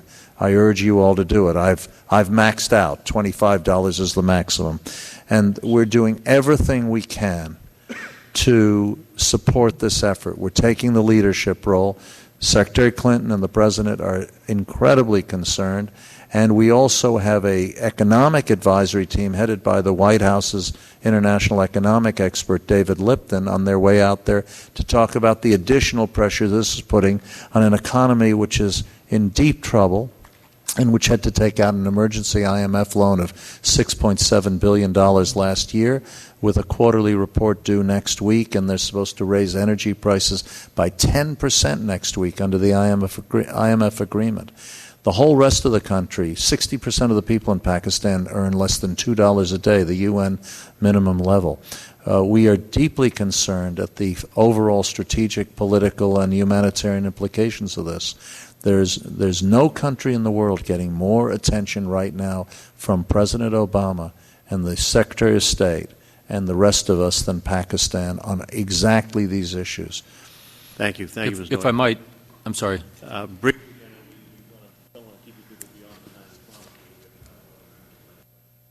Very briefly, DOD responded in the immediate aftermath of the appearance of the people pushed out of their homes with aid as requested. Admiral Lefevre is our senior uniformed American in Islamabad. His counterpart is General Nadeem, and those two operated together in the Pakistani earthquake of 2005, so they are joined at the hip in our response. Mr. Bilbray, you recognize for 5 minutes. Thank you, Mr. Chairman. Look, after the last summer, in talking with some people, it became obvious to me our biggest military problem in Afghanistan was totally ignored by the press and a lot of people in politics, and that is, while we were concentrating on contracts in Iraq by for-profits, we totally ignored what appears to me as huge abuses of nonprofits that were getting funds to do the economic development, that's where the problem was, the lack of economic development, giving people that alternative. Now, I'll say it frankly on both of you. With the successes we saw in Nandahar, with the reduction of poppies, and then to see the lack of response that we had in a province that had a major, and I open you to comment about the major reduction we had in that province, and the fact that we are looking at our the U.S. ag experts going in for 1 year and not knowing local culture, not knowing the local experience, not being able to really understand the application of their knowledge. Do you see some real changes we need to do in the way we handle that? And I would open to your comments about the problem of what I believe was major problems with the application of the contracts with the nonprofits. On the contract issue, we could not agree more. Prior to your arrival in the hearing, we discussed how many contracts were holding up, renegotiating and re-examining, and I gave some examples. In regard to the counter-narcotics issue, we consider it of immense importance, but we do not think crop eradication has had any negative effect on the real enemy. In fact, it's only driven farmers into the hands of the Taliban, and so we're downgrading crop eradication and redistributing the resources that you've appropriated for that to interdiction, rule of law, going after the big guys. And those involve people in the government. The drugs are an important but not the primary source of funding for the enemy. They get a lot more money out of the Gulf, according to our intelligence sources, and the Al-Qaeda doesn't get money at all from drugs. That goes to local Taliban in places like Kandahar, and they can also get it from extortion. But we recognize the importance of the drug issue. But what I'd like to do, if you're interested, Mr. Chairman, is at another date come up and brief you in detail and bring with us the entire panoply of people, military and civilian, working on counter-narcotics, because I think it's such an important sub-issue, and we ought to do it as a coherent interagency whole. But I appreciate your comments about contracts. We really are spending a lot of time sifting through a lot of debris which we found when we arrived. Well, the application of the lack of application of contracts where people were actually, and I'm ranking member on procurement, we're actually showing photos of their groves they were planting, and there were photos of other locations, and we weren't keeping on that, and the children were watching American troops destroy Daddy's crop, but didn't see us planting it. And I just have to say again, it seems to me that the transition is how to slowly wean off, and maybe through a series of phasing in economic alternatives and phasing out the lands that can be used, and we don't need to talk with details about how they're doing, but not an all or nothing thing, but a phasing in so that there's an economic alternative as the ability to grow the crops are slowly weaned out through proper application of technology. Is that a fair approach? Yes. And it's doable. Yeah, and not only doable in the way that you described, but has to be done that way. To repeat what we've said, eradication applied solely with spraying the crops or whatever else we're doing does nothing but hurt the subsistence farmer who's not getting a great profit from this stuff anyway, and drive them, as the ambassador said, into the arms of the Taliban. We can go to alternative crops. It's proven in other places in the world that were tremendously troubled with the growth of poppies and the opium trade, particularly the Thailand part of the Golden Triangle is now growing designer coffee that sells for $3 a cup here in Washington, and the farmers get the profits. But the key is providing the security and also providing the improvements to the infrastructure so the farmers can get their crops to market without paying 27 tolls between Kabul and Iran or wherever it is that they're going. So it's an all-up approach. It's also codified strongly in all the best practices of counterinsurgency, and with the new leadership on the process here in Washington with Ambassador Holbrooke, we're hopeful that we can bring everybody into this to fix the problem. Mr. Chairman, I was just handed a report. It's nothing we can do about it, but just so you know that the embassy in Kabul has just reported a large explosion on the airfield at the site of the Jalalabad Provincial Reconstruction Team. That's the province that the congressman was just talking about. I assume you know it well from your own trips. In initial reports are unclear as to whether any Americans have been injured or not. But thank you for that. We'll obviously want to watch that. It only reminds us, I think, in the most graphic possible way, what dangers our civilian and military personnel face on a daily basis, and the fact that so many of them, in both uniform and civilian clothes, are volunteering to go out is, to General Gregson and me, it's the most inspiring part of what we're doing. Well, it is. We oftentimes in this committee during our hearings try to make mention of the the risk not just the people in uniform take, but a lot of the civilians that go over there, oftentimes with less security than we're all comfortable with. They do it understanding the risk that they take, but it's no less notable and noble for them to do it. So let's hope that nobody was injured on that. To my witnesses, you've been good enough to say that you would stay to one, and we've got a few minutes left. We have 3 people that haven't asked questions yet, and I'm going to ask if they would ask their questions, try to keep within a couple of minutes or whatever, so we can hold up our end of the promise on these witnesses. I understand that the voting has kept everybody going back and forth, so I apologize. But if we can keep this reasonably close to 1 o'clock, I hope we'll be satisfying everybody. Mr. Kucinich. I thank the gentleman. I, too, have a news report, Ambassador. From the New York Times, says an airstrike believed to have been carried out by a United States drone killed at least 60 people at a funeral for a Taliban fighter in South Waziristan. Residents of the area and local news reports said details of the attack remain unclear. The death toll was exceptionally high. They're saying that if the reports are accurate, the strike could be the deadliest since the United States began using aircraft to fire remotely guided missiles. Now, Ambassador Holbrooke,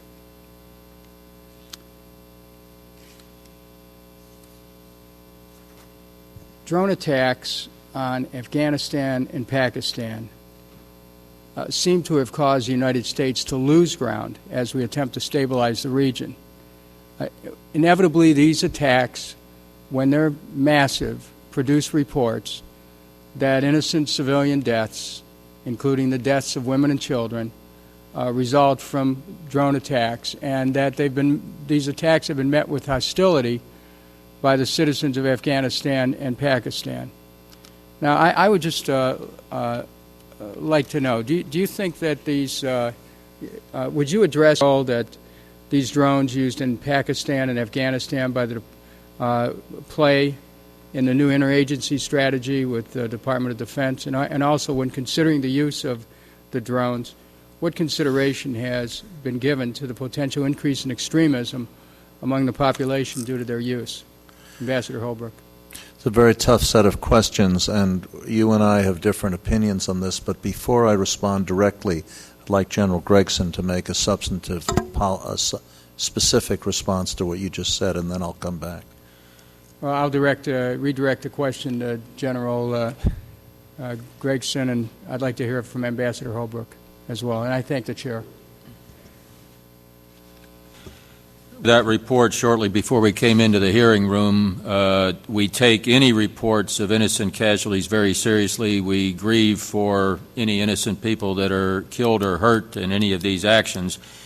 You are correct that we have to very carefully balance the objective we're trying to achieve with these strikes with the creation of more disaffected people and the creation of more enemies.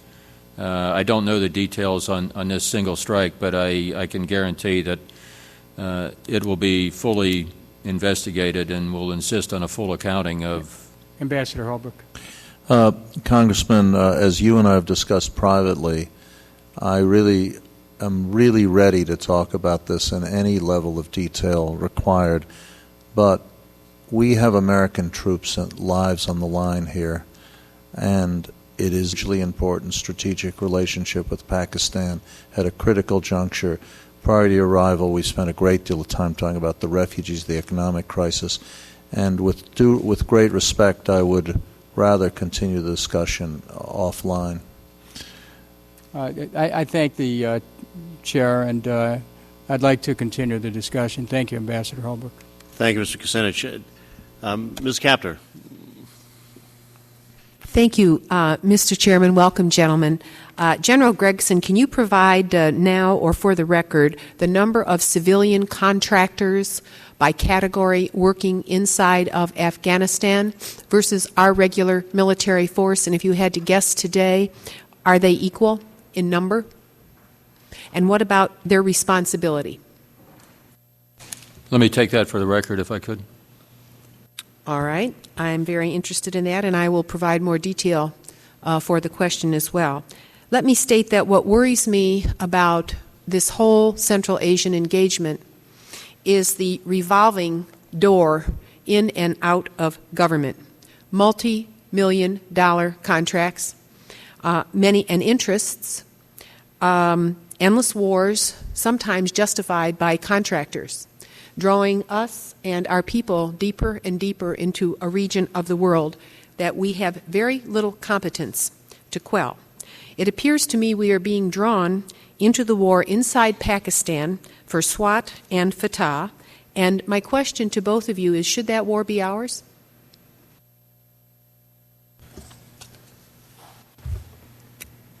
Pakistan's challenge from the extremists is severe, and we can't win in Afghanistan without Pakistan succeeding. So to the extent that we can, we are helping Pakistan with this problem.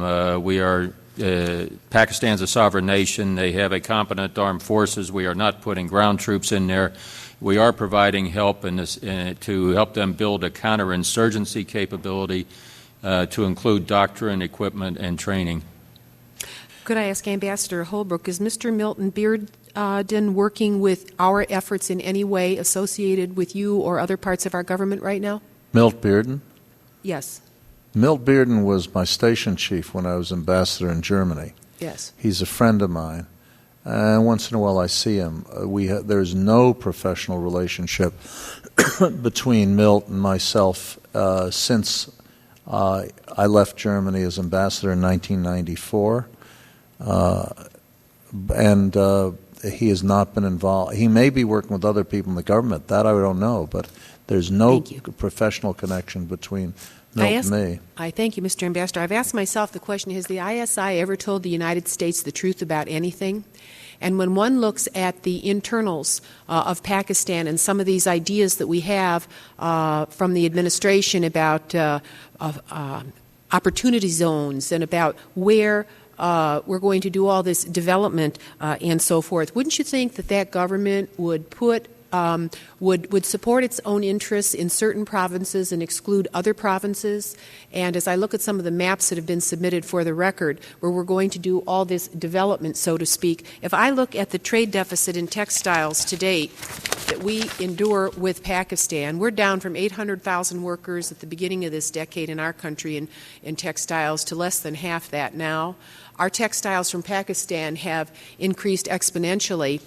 You would think that there would be a lot more of a middle class inside of Pakistan for all the jobs that we've given up in this country. So what makes us think if we're going to do more of that, it's going to have any impact? It seems to me that there's a funnel, and the funnel is the central government of Pakistan, and there's certain provinces where they hold power and certain provinces where they don't.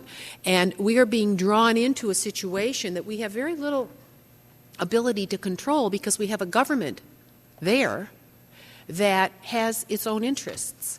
So I just say that for the record because I really don't see how we are going to change that, the internals of Pakistan.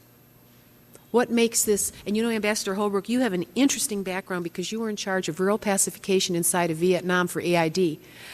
You know a lot about rural areas and what happened back in the 60s. Do you sometimes have a deja vu as you look at what you're facing in Afghanistan and Pakistan right now? You know, back then, the Vietnamese cared more about their individual villages and regions than they did about any sense of security for the nation. We weren't effective there, and now we're in an area with even less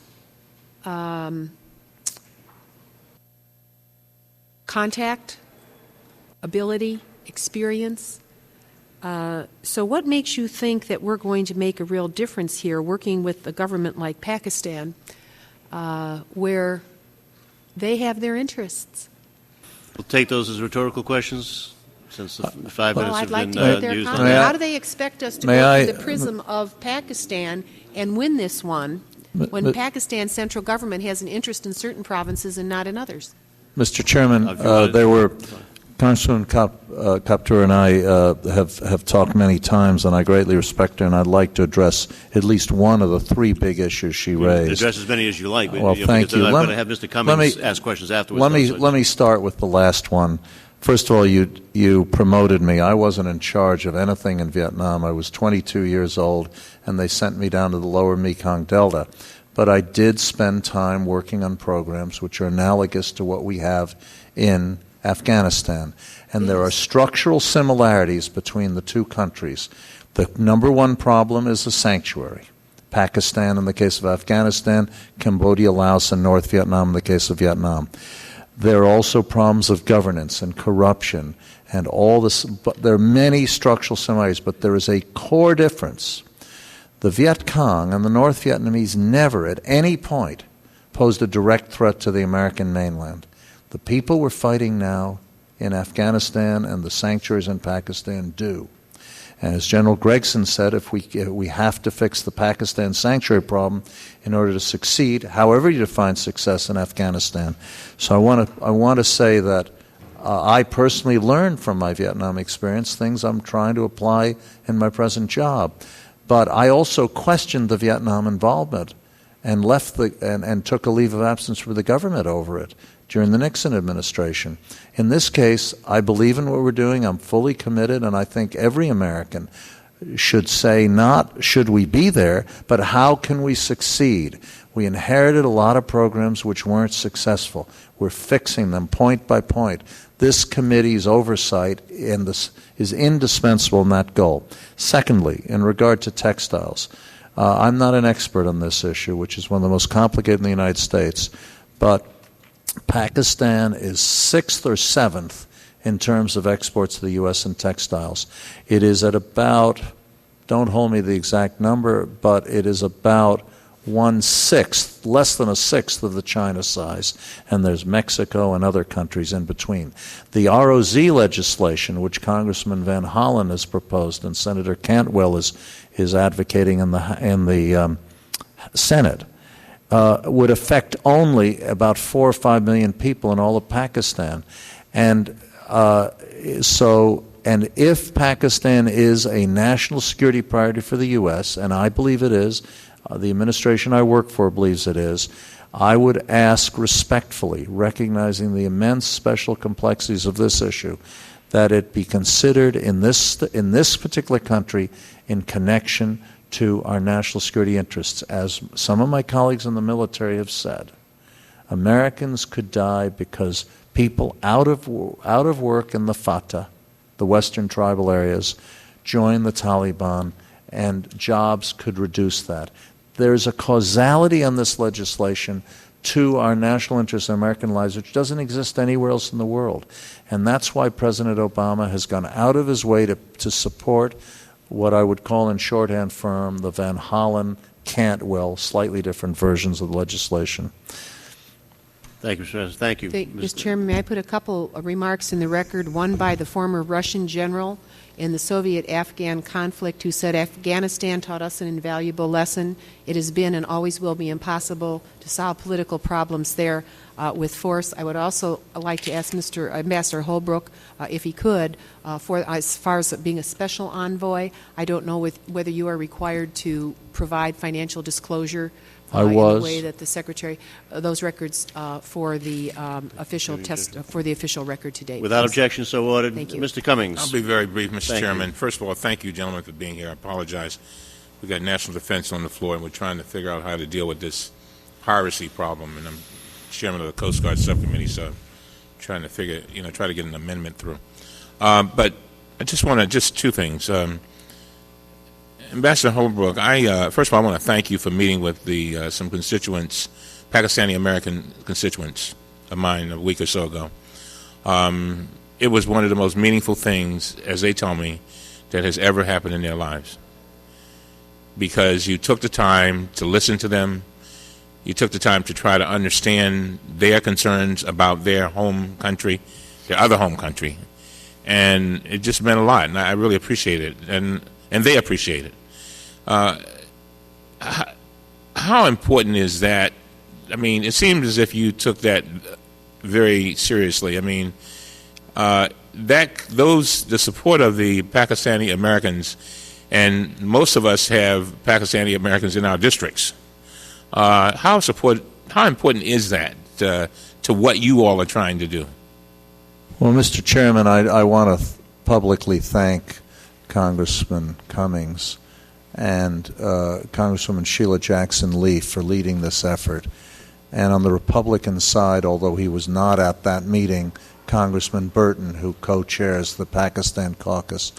This is a personal initiative of Secretary of State Clinton, and the congressional effort to bring in a group of leading Pakistani Americans to reinforce our efforts was just fantastic. I already mentioned before you were here the issue of the Pakistan American women doctors, with which you're familiar. Yes. And I just want to thank you for this. The diaspora communities, as General Gregson has already said, are an immense resource to the United States, not sufficiently utilized. There's also an Afghan community, and we want to work with them. In fact, I think some of them are in your district. Yes. Did you have something on that, General? I'm sorry? Did you have something on that? You look like you wanted to say something. Earlier we said we were Okay. talking about people with special skills and language capabilities and cultural understanding, and I only made the point that we're a nation of immigrants. We have many, many people across the country with very, very special skills that we need to tap into. Dari speakers, Pashto speakers, a number of the languages that don't make the top 10 in college studies, but are critical to our effort now. Mm-hmm. Just one question, and this will be it. There's pending H.R. 1463, which presents congressional findings regarding Dr. Abdul Khan, the founder of the Pakistan's nuclear weapons program. According to those findings, Khan confessed to participating in an international network that provided nuclear technology to other nations. The government of Pakistan released Khan from house arrest in Islamabad after only 5 years and has refused to allow the United States government the opportunity to interview Khan. How do our new strategies, nuclear weapons objectives, address these developments? And how do you reconcile our current optimism about interagency cooperation given Pakistan's position to date with regard to Khan? On the nuclear issue itself, Congressman, I previously respectfully said that I want to stick to a long-standing policy of discussing that only in executive session. Okay. It is the most sensitive issue, but we share, we pay a great deal of attention to it. On the question of A.Q. Khan, before I entered the government, I spoke repeatedly on this subject. I think it is inexplicable that when this whole business broke out about 6 years ago, that the U.S. was not immediately involved in the interrogations, and we have repeatedly stated that. At this time, we share your concerns. At this time, it is my understanding, and I use those words advisedly because it's secondhand, that this issue is no longer relevant in the sense that he's old and apparently unreliable, and that given the strategic crisis challenge we face, we are focusing on many other issues as well. But I have discussed it with the leadership of Pakistan. I have made my views known. I think you would find you and I share the same views. I wish I could give you more satisfaction on that, but I think I can't at this point. I'm very disturbed. I think this man did more damage to us than any other person to the world, than almost any other person this side of Osama bin Laden himself. Thank you very much, Mr. Chairman. Thank you, sir. I just want to clarify one matter. A moment ago, Ms. Capter asked for items to put on the record. One was a statement by a certain general on that, and that was put on the record without objection. You made another request, I understand, that I didn't hear. You somehow wound two together in there, and that was about financial statements or whatever. Financial disclosure. That is not going to be allowed in by unanimous consent on that. Any public record that's already submitted obviously will be a public record, and that will be allowed. But we're going to allow the witnesses to respect whatever public obligations they have to record, and that's what we'll have for that. All right. Now, I want to thank our witnesses for being here and for generously going beyond the time period on that. we had a lot of interest from members, as you can tell here today. I think well over 20 members got to ask questions, and you fully answered them, and we appreciate that. Mr. Flake and I are used to having some time to ourselves to ask a second or third round. But what I'm going to do is I want to compliment your staff, both of your staffs, for the great work that they do in assisting you. And I'm nice to them because they deserve it. They do a great job, and because I now want to ask to be able to put some questions on the record for you and your staffs to work on it and submit in there, questions that we might have had to get into if we had a second or third round. Is there any problem with that, gentlemen? Great. I appreciate that. Also want to recognize Mrs. Holbrook, who is here for the hearing this morning. Thank you for joining us. I hope he's taking you to lunch. Find some time in the schedule on that. We haven't cut into that. Again, thank you. Thank you for your forbearance for the other day when we had all of those votes and for today's procedural votes as well. This meeting is adjourned. Thank you.